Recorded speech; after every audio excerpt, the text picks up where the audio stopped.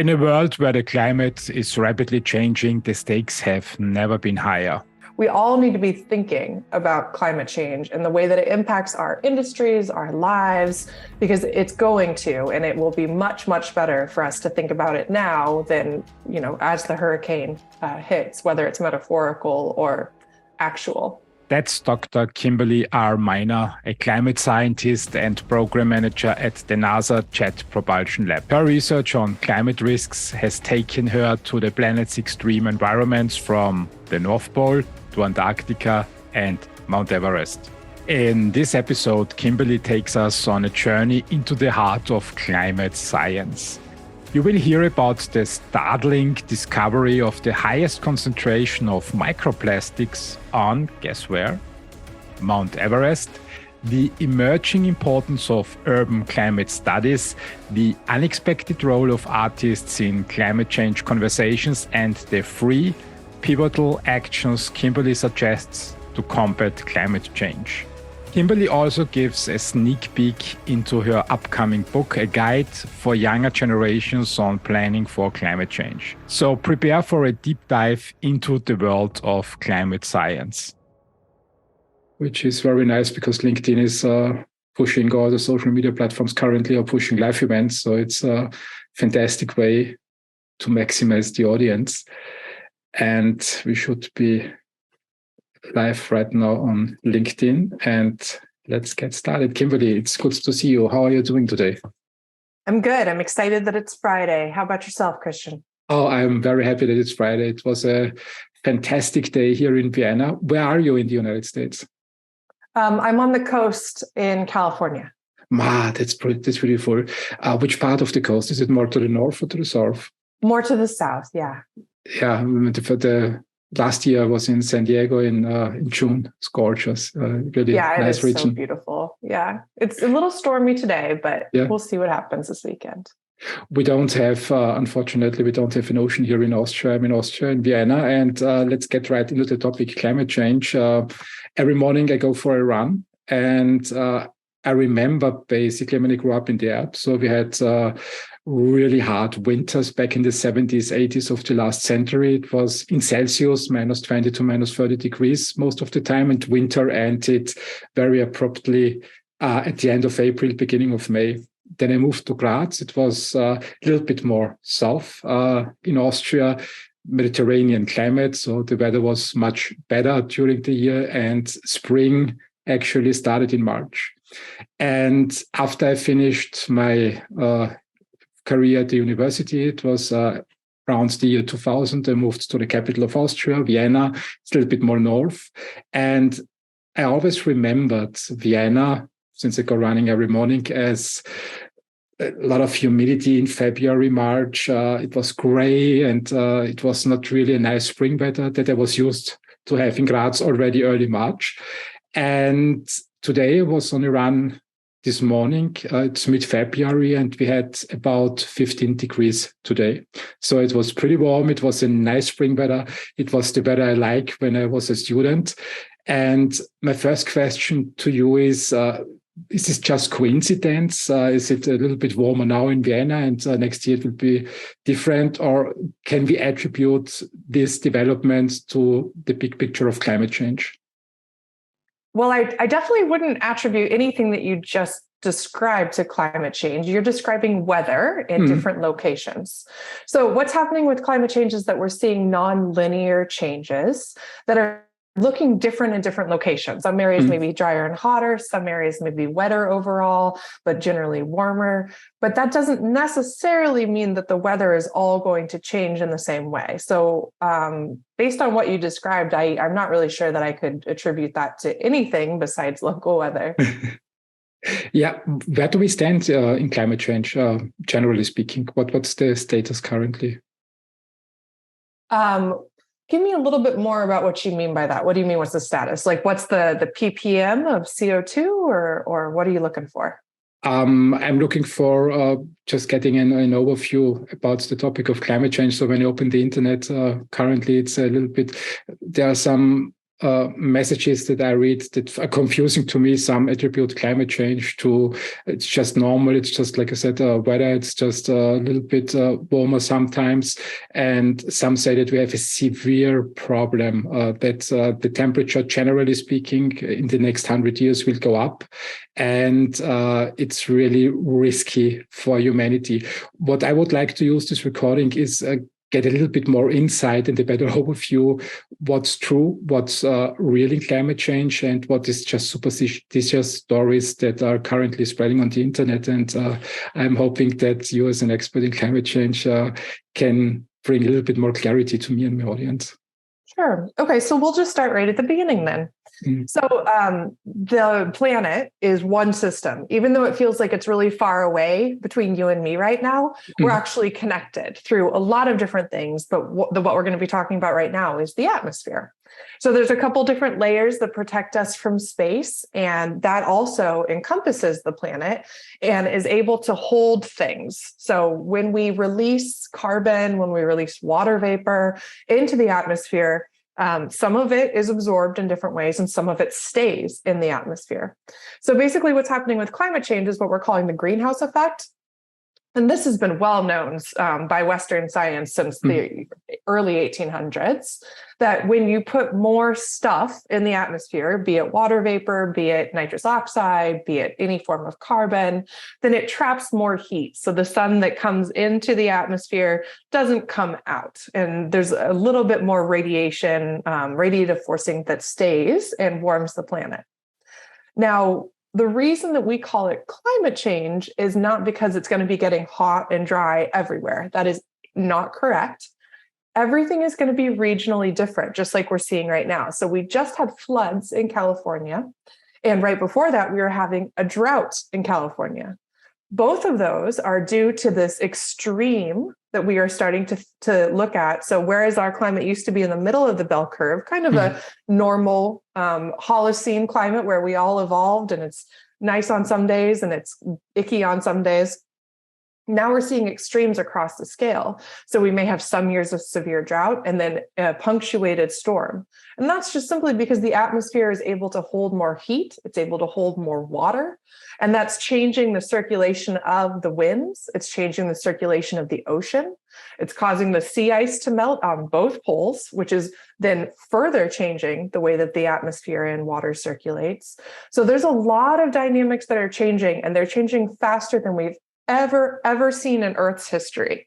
We're literally talking about thousands of years versus not even 100 years. So we're playing a very, very dangerous game as humans right now, functionally terraforming the Earth to see what will happen if we introduce all of these new and weird dynamics. And there's a lot of concern about what that can do to the stability of the system. We're already losing biodiversity on a huge scale, what we're calling the sixth mass extinction, which means that plants and animals are dying faster than we've seen in many years. And so what that is causing across scales is instability. We're not really sure. It's much harder to predict the weather. It's much harder to predict this complete collapse of ecosystems that we rely on and we live with. Well, an unpredictable weather I could live with. If we destroy our planet, it's a little bit a different story. What are the root causes of this climate change? Where does it come from? So that's what I was describing. It's the release of carbon, water vapor, other gases into the atmosphere by humans. So if you think about we're kind of treating the atmosphere like it's a garbage dump. So we're just kind of throwing everything willy-nilly. There's no real strong regulations saying, hey, you can't put carbon in the atmosphere. And so that's where it's all going. And it's some of it cycling, like I said, but some of it's staying in the atmosphere. So it's basically driving with cars, fossil fuel, for example. If you understand you right, it's one of the root causes. That's one example. Driving with cars is not the main cause of climate change, no. But What's that is the main one cause? Example of the release of carbon. What's the main cause? There's a number of different industrial sources. And we see with our new tool called Emit, which is on the space station, that there's a lot of methane leaks all over the planet, whether it's from oil and gas drilling, from oil and gas use, from garbage dumps. And methane has the ability to warm the atmosphere at a much higher rate than CO2. So there's a lot of different ways that carbon gets into the atmosphere, but it's at the individual scale. It's really at the very large scale, oil and gas industry, corporations. Those are the main folks who are causing this change. You mentioned measurement from the space station. Can you explain a little bit more in detail what's this new tool is doing? It's on the ISS, I think. Yeah, so it's called Emit, and it's measuring all sorts of different types of, let's say, dust, but also the land surface and the way that the land surface structure is. But one of the things that it's able to do that was not the main service, but it's able to do is identify methane. So it's identifying where methane is coming out of different locations. And that's a great thing to have. Then it is 100% accurate, I guess. Nothing in the world is 100% accurate. No, that's impossible. As accurate as it can be. What is within our control? I read sometimes on the internet that there are these large cycles that the climate changes all the time in the history of the planet. How much is man-made and how much truth is in this story that also some general changes in the climate that occur all the time on this planet play a little bit of a role? Christian, I'm happy to send you some links that you can share with the folks who are listening. This is an extremely well-known fact, and it's been extremely well disproven that the climate change that is meant to be happening is what's happening. We are very clear that this is human-driven climate change. What I had just mentioned to you about the timescale of thousands of years versus 100 years, we have visualizations on different NASA platforms to help people understand this. But it's really indisputable. I know there's some voices who are loud about whether or not this is human driven, but it's really not even worth, in my opinion, discussing, because we can discuss all day whether or not gravity is real, but that doesn't have reality. That's a good example. So we can just say that climate change is definitely human-made, and we can do things against it. Which measures do you recommend to normal people? So if we want to do something, like myself, for example, if I want to do something against climate change, what can I do? So I always say the most important thing to do if you're interested in addressing climate change is write to your representatives. There are a lot of people taking direct action, which is a tactic that humans have used in the past to success. There are also other crises happening, like I mentioned, the biodiversity crisis that works in tandem and is potentially a direct result of some of these climate changes, depending on where we're talking about. And there are things that people can do on an individual level for those, whether it's taking your garden and replanting it from grass and turning it into something with native species, giving space for pollinators, turning off lights outside at night, choosing to drive less. There's lots of different things to make the ecosystem where you live, the animals and plants where you live, more happy and be in better relationships with them. But as far as the large-scale dumping of carbon into the atmosphere, that is something that is going to be important for people to take care of on a very large level, because it is fossil fuel and industries that are driving it.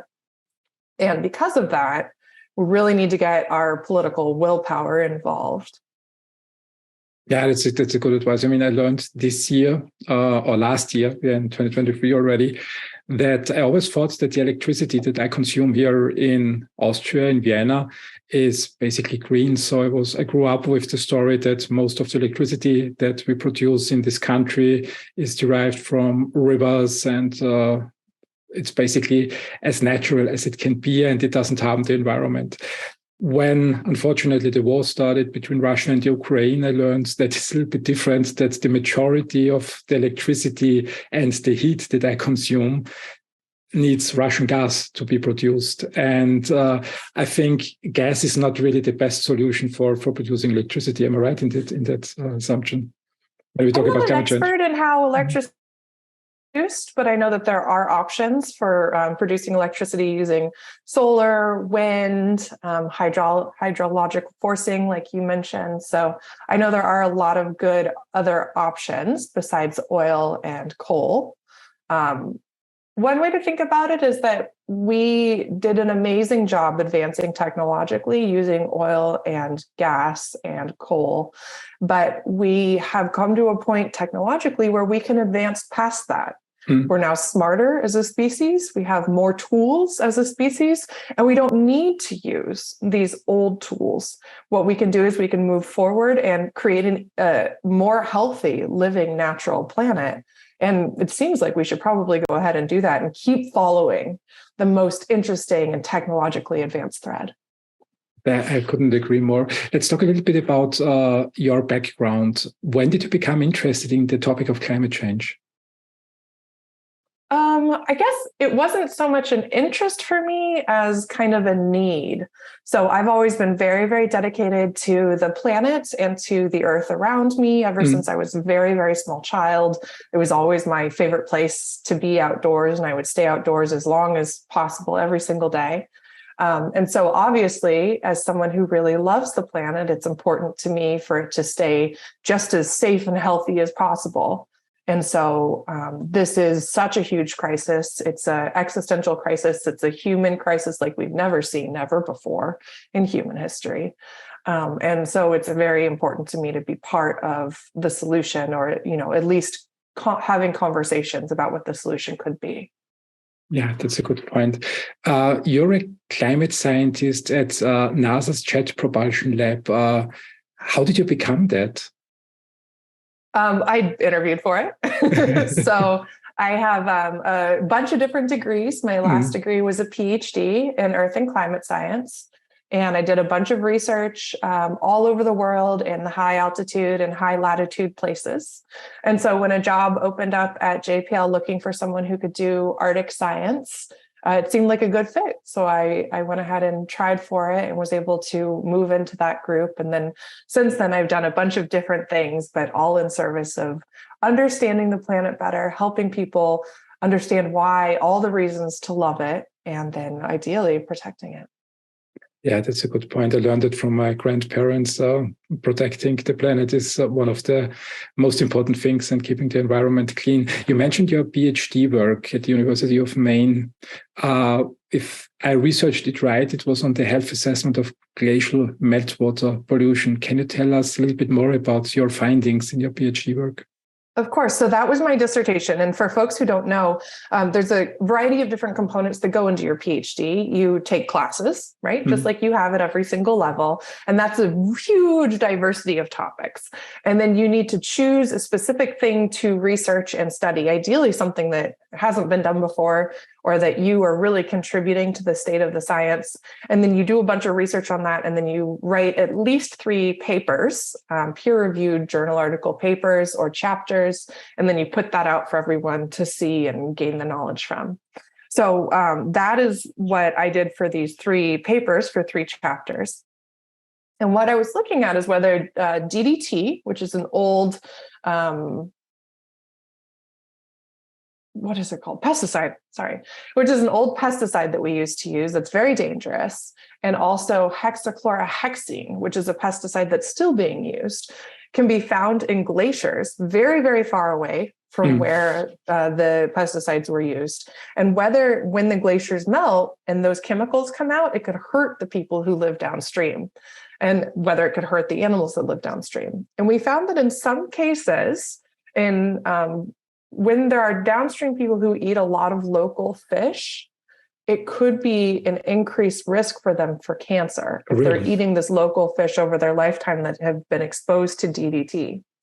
There's also potentially secondary impacts to the ecosystem, right? It's not good for fish to absorb DDT through their gills and then keep it in their bodies. And it's not good for the other animals who eat fish. It's not good for the plants around.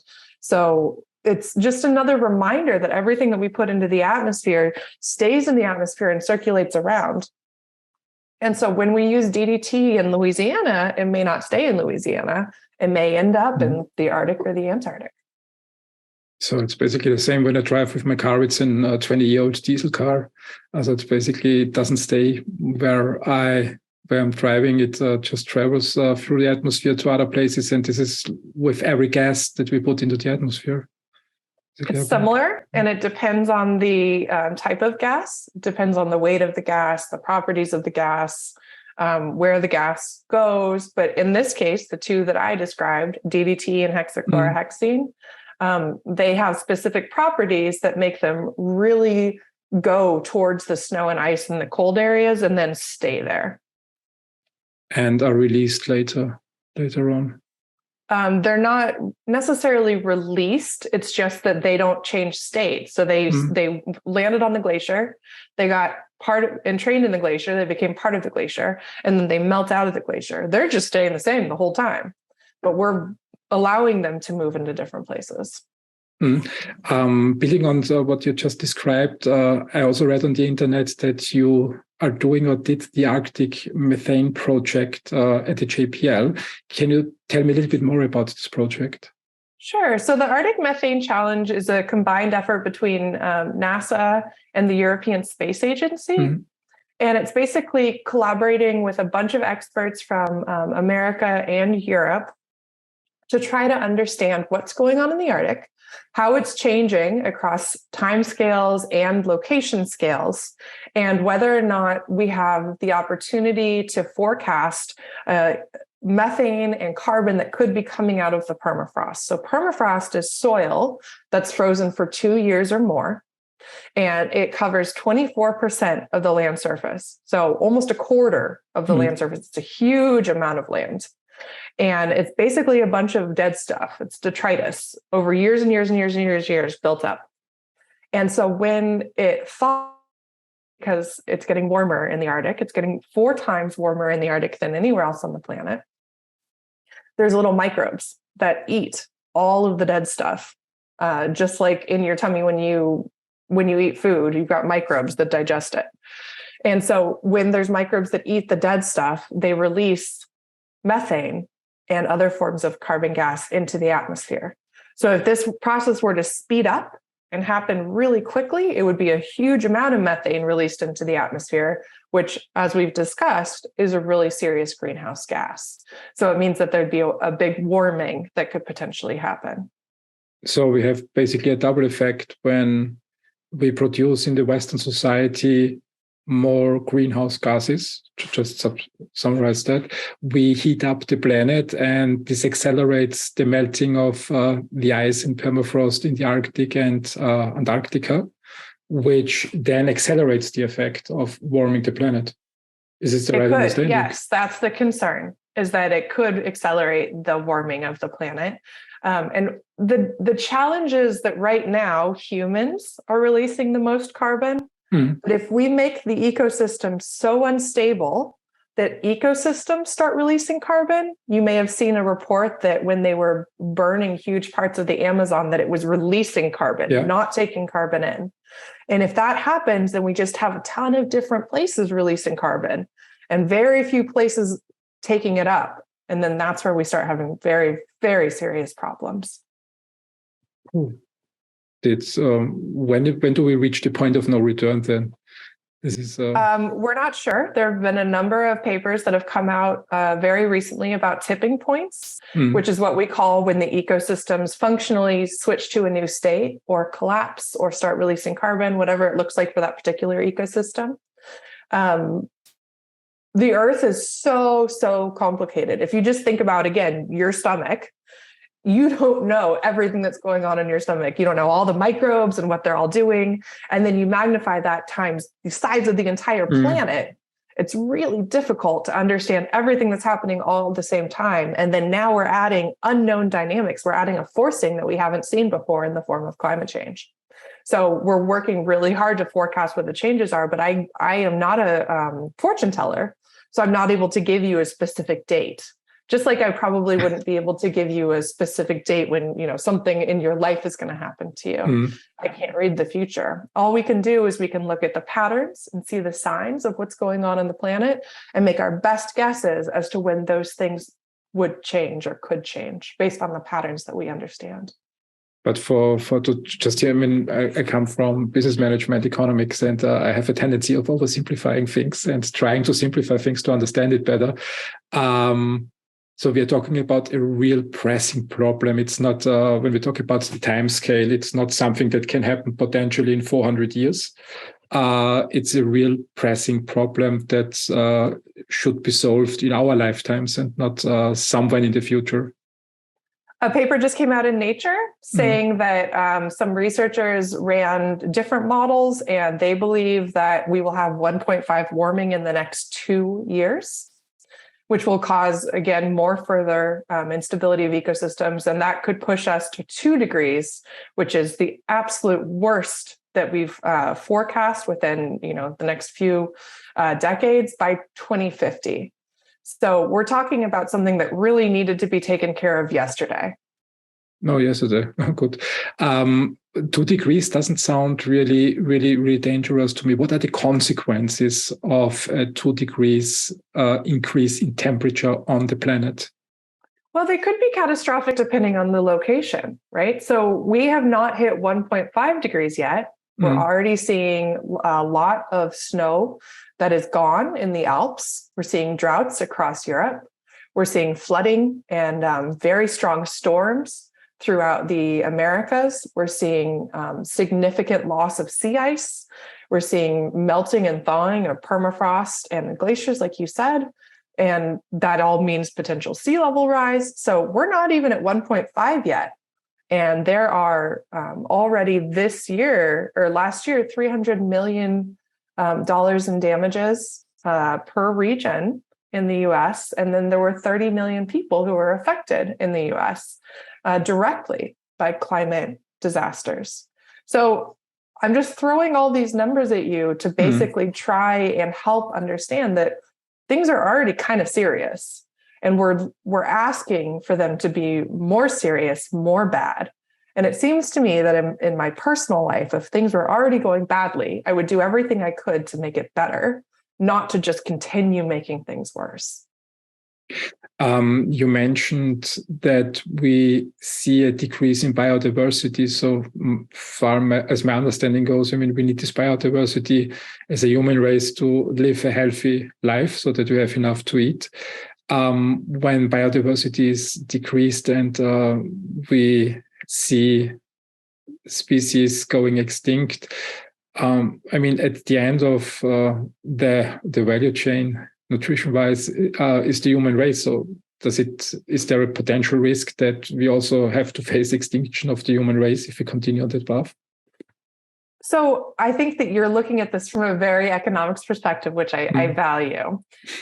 There is more to biodiversity than the value chain, right? Like we are an intrinsic part of our ecosystem. Everything that you breathe, everything that you drink, like you said, everything that you eat, everything that you see is part of the biodiversity and the ecosystem. Think how lonely it would be if we woke up and there were no birds, just none. Yeah. Think how weird it would be if in the summer the leaves barely grew. We're talking about the potential loss of all of our friends and relations across scales who are plants and animals. This is much more serious than not having adequate resources. They also have intrinsic value, right? Everything on this planet has a value. And I think it's more than time for us to realize that as humans, that all of these things that we have evolved with have importance and they have value, regardless of what service we believe that they provide, because they provide much, much more to us than we probably understand. Yeah, that's true. I couldn't agree more. Today, as I prepared for this recording, I was on your LinkedIn profile and I saw that there was a train accident in Ohio with the release of toxic chemicals. And also learned from doing the research that there is also a research out that links extreme weather events to the release and spread of toxic chemicals. Can you tell me a little bit more about this topic? Sure. So a growing concern for me is the way that things are moving in the environment and all of the different human inputs. So Ohio is a great example. There are, to my knowledge, just under 10 chemicals that were either released or created because of the release, and many of them are extremely serious. Some of them were burned off by the remediation efforts, and when you burn some of them, they make different chemicals that go into the atmosphere. So we have this system where we are basically putting whatever we want into our near ecosystem, whether it's brominated flame retardants, which cover our sofas and cover our mattresses, whether it's unintentional dumping or release of these chemicals in Ohio, or whether it's things that we've stored in the permafrost and now they're going to thaw out. All of these are significant risks. And when we combine them, we're not even necessarily really sure what all the chemicals will do when they're combined. So it seems to me the absolute best thing to do is to stop putting all of these chemicals into the environment without thinking about where they're going to go, without thinking about how they could impact the local environment. And that's something that we've said in a bunch of different media, a bunch of different papers. We've got a couple Nature climate change papers about it. This is a very important and serious thing for us to consider. It's not just microplastics. It's also things that we can't see, chemicals that we can't see that really impact life on Earth. Yeah, and we were good at putting that into the atmosphere, to the environment. What is your recommendation to governments? How can they better contain toxic chemicals during disasters and also during normal life? Yeah, so I am not a politician, unfortunately, and can't really talk about policy. But as a scientist, I know that it's really important that things stay in their right place. So, I wouldn't necessarily fill a beaker full of a chemical and then drink it, because that's not the right place for that chemical. And it seems like it's important for us to think about that when we make our laws and we make our regulations for all chemicals. You said that you're not a politician, but a scientist. Let's talk a little bit about, I think it's probably also one of your favorite topics, science communication. How important is that these days? Well, I have been nothing but impressed by the younger generations who are really, really excited about learning about science, talking about science, helping each other understand science, helping people older than them understand science. And so I just want to be part of that community that's engaging with the world around us in new and interesting and different ways. It's also really, really important that we increase the diversity in science so that people of all different races, all different origins, all different genders can share their novel and breakthrough ideas to help all of humanity. And that's really the nature of science, to make it totally open, totally accessible, so that we get just the very best ideas on the planet that can help everything. And that's a huge part of why I do science communication, just to make it clear that everyone is welcome and all ideas are welcome. And that's the process of science. Yeah, and it seems that you and your teams are doing an excellent job, a fantastic job. I mean, you got international recognition in the BBC, New York Times, GQ. And did I read it right? You also, in 2020, got a Guinness World Record in science communication. Not in science communication, for climbing Mount Everest and taking samples. That was a different thing. Yes, we found the highest microplastics in the world. So quite a sad thing to have a Guinness World Record for, but that's what it was for, yes. At the Mount Everest? Yeah, on Mount Everest. So basically plastic that was not brought there by someone who tried to climb the Mount Everest. It was microplastic that somehow did you understand? There are probably a variety of sources. Some of it is definitely from the gear, from the people climbing Mount Everest, but it's also been shown to be atmospherically moved. So there are microplastics in the atmosphere that come down through the rain and that can move in the wind as well. I also learned today on your LinkedIn profile that you asked people for recommendations of a title of your new book. Can you tell me a little bit more about this book? What do you address with it? So I'm working with Taylor and Francis, and the book will hopefully be out in 2024, talking about planning for climate change. So how should my generation, which is millennial, I'm an elder millennial, and younger generations understand and think about climate change in the way that it impacts their lives? How do they plan for it? Where should they live? What should they think about eating? Does everyone need to go vegan and go live in a cabin? That's not very reasonable. What are the other options? And so just trying to give people a way to think about climate change and the way that it could impact them that's healthy and helpful. Yeah, vegan. I'm a member of the Shaolin Temple, and it's they have a vegetarian lifestyle, and it's also a Buddhist temple. I think there is probably a lot of solution, not so much in Buddhism. I mean, there are different religions on the planet, and it is fine, but probably in the lifestyle. So it's not over-consuming, not overusing the resources of the planet. I also found when I researched your vita that you have a black belt. Is it also in martial arts? Yes, I have a black belt in Kempo karate. How is that? How was that? Are you still practicing? Good. I actually moved away from my dojo, so I'm not actively practicing Kempo. But yes, I absolutely love the discipline and having fun with karate. Yeah, that's true. That's true. I started with karate when I was 6, 7 years old, and then switched to more Japanese style Bujinkan. And later in life, I learned that close to my house, the subsidiary of the Shaolin Temple opened, and I started training with the Shaolin monks. It's great doing some exercise. That's amazing. Yeah, very impressive. Cool. It's coincidentally, and I was once in the temple in 2014. I think there's a lot in Buddhist lifestyle. When we talk about the future of climate science, where do you see it evolving in the next 5 to 10 years? Well, there's a lot of people who are moving into the earth and climate space, which is wonderful. There's people of all sectors, all disciplines, all backgrounds that are needed. We need communicators. We need people, like I said, who are taking action. We need researchers. We need thinkers. We need planners. We need artists. We need so many artists. There are all sorts of people who are moving into this field, and we need them all there. We all need to be thinking about climate change and the way that it impacts our industries, our lives, because it's going to, and it will be much, much better for us to think about it now than, as the hurricane hits, whether it's metaphorical or actual.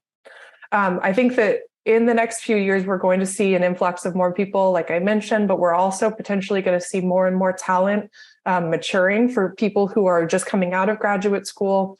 And there is way more diversity, like I mentioned, in this field than there ever has been in the Western sciences in the past.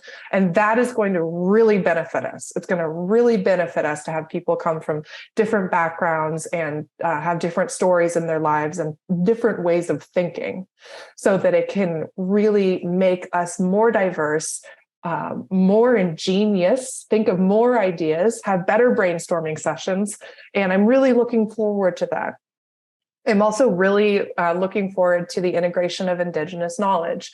So Western science has for a long time really dominated this conversation and speak very, very loudly. But we have a bunch of people who are very, very good at science that looks different than Western science. It's not necessarily from the Enlightenment. It's from time immemorial, time much, much older than that. And I think that there's a huge drive and importance from those conversations that I'm looking forward to emerging even more strongly in the literature and just in the day-to-day media. It's interesting. When I thought about climate change, I was thinking about policymakers, politicians, scientists, and the industry. And you mentioned other parties, for example, artists.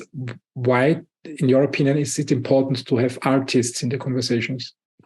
Oh, because artists are incredibly important to humans. What are humans good at that no other species or very few other species are good at? There are some birds that make just the most gorgeous nests. I get that. But humans have this incredible drive and dedication to creating all different kinds of art. It's how we speak to each other. It's how we motivate each other. There's a new series coming out I just saw on Apple Plus, I think it was, where a bunch of very important Hollywood stars have put their time towards thinking about what climate change will look like in the future, how it'll impact people. That's an amazing way for us to communicate with each other. And art is also the most important thing for driving me, right? I want to make sure that I've got art in my life so I have something to work towards and to consider as far as humans go. What makes humans special? I can go outside and see what makes birds and animals and plants special, but what makes humans special? And I would argue that one of the main things is art. And I think science is part of that, the fusion of art and science. Yeah, that's true. That's true. It's great to hear that from you, that also art has a very important place in our society. Yes, absolutely. Definitely. When we think about the future in the last 5 minutes of our interview, and we would need to pick the 3 most important actions that we should take today to change the fate of the human race and the planet in terms of climate change. Which 3 actions would you recommend that should be emphasized? It's hard to say just 3, but let's just do it from the top of my head. I would say the number 1 would probably be stop dumping carbon into the atmosphere. Probably number 2 would be to dedicate land space to wilderness or to indigenous stewardship. So meaning that we don't develop things. We don't cut down forests and build apartment buildings. We don't turn a bunch of the Arctic into mines, which is a terrible idea that some people are suggesting. We preserve a huge amount of the Earth's surface, or like I mentioned, give it back to indigenous stewardship. And then probably the third thing is just to make sure that everyone knows, speaking to friends, speaking to family members, speaking to all of our relations, to make sure that we are all in conversation about the reality of what's happening on the planet where we live, the only planet where we live, the only planet we have the capability to live on. We cannot move to Mars. We need to discuss with each other what's happening and what that means for us in our daily lives, for our children, for our grandchildren, and for all other species' children and grandchildren. So you don't trust in Elon Musk that we can build a second Earth on Mars? I have no comment on Elon Musk. Sorry. Taking the carbon out of the atmosphere, I always thought planting trees might be a way out. And you mentioned as the second measure that wilderness, that giving back or rebuilding the wilderness might be part of the solution. Can you explain it a little bit more in detail? Sure. So it really depends on the regional ecosystem. And we are getting a little bit close to time, but there's a bunch of different articles and studies out there that show that not only trees, but lots and lots of different plant species uptake carbon. So it could be seaweed, it could be tundra, which is, land with different plants on it, meadows. That's basically what a lot of plants eat. And so in order to have this regeneration, I guess, if you will, of the atmosphere, moving our planet back to a more stable state, it is going to be critically important to make sure that we preserve a huge amount of the plant species in a way that we haven't done in the last 100 years. It's also really important for the biodiversity crisis for obvious reasons. Everyone needs somewhere to live. That includes if you are a tree frog or if you are a human person. So emphasizing this point that we need more trees, we need more wilderness towards politicians helps contributing to climate change. It's good to know. Kimberly, we have 2 minutes left. Is there anything that you would like to tell the audience that I didn't mention or didn't ask you in this podcast? No, Christian, I just appreciate your time. And I hope that folks will be able to get some meaning from our conversation. And it's been really nice to chat with you today. It was fantastic chatting with you. Thank you very much for your time and your great research and your great work and helping me and the audience understand the problem of climate change better and what we can do to change it. Thank you very much and have a great day. Thanks, Christian. You too. See you. Bye-bye. Bye. And there it is. A journey from the peaks of Mount Everest to the depths of climate science with Dr. Kimberley R. Miner. If this conversation sparked curiosity, consider liking, subscribing, and sharing this episode. Each interaction helps to attract more thought leaders, innovators, and change makers to the show, creating more insightful content for listeners like you. Remember, every like, every share, every subscription makes the difference. It's through your engagement that this platform can continue to explore the cutting-edge ideas that shape our world. Thank you for being a part of this journey. I'm looking forward to bringing more inspiring conversations to your ears. Until next time, keep exploring, keep learning, and keep making a difference.